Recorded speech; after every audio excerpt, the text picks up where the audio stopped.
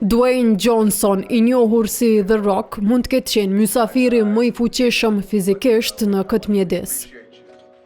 E madje edhe më i famshëm nga bota e filmit. Por qendra mjekësore ushtarake kombëtare Walter Reed të premten e kësaj jave e priti njeriun më të pushtetshëm në glob.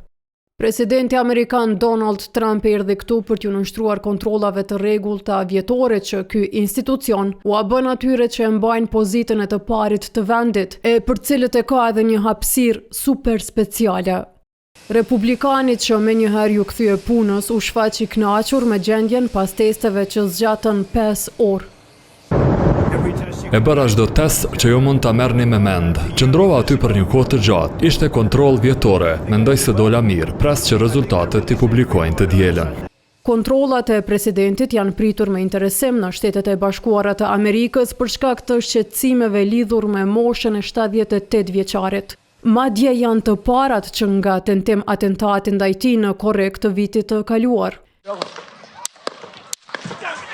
Edhe zëvendësja e Shtëpisë së Bardhë Caroline Levitt u zotua para gazetarëve se do të ketë një raport publik për shëndetin e shefit të saj.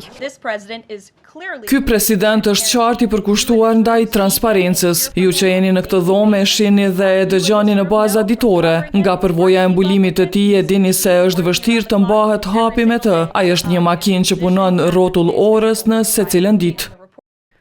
Kur e rimori mandatin në janar, Trump u bë presidenti më i moshuar në ditën e betimit në historinë e Shteteve të Bashkuara të Amerikës. Në garën zgjedhore ka përmendur pikërisht gjendjen shëndetësore si një nga arsyet pse rivali i tij Joe Biden nuk duhej të rizgjidhej nga amerikanët.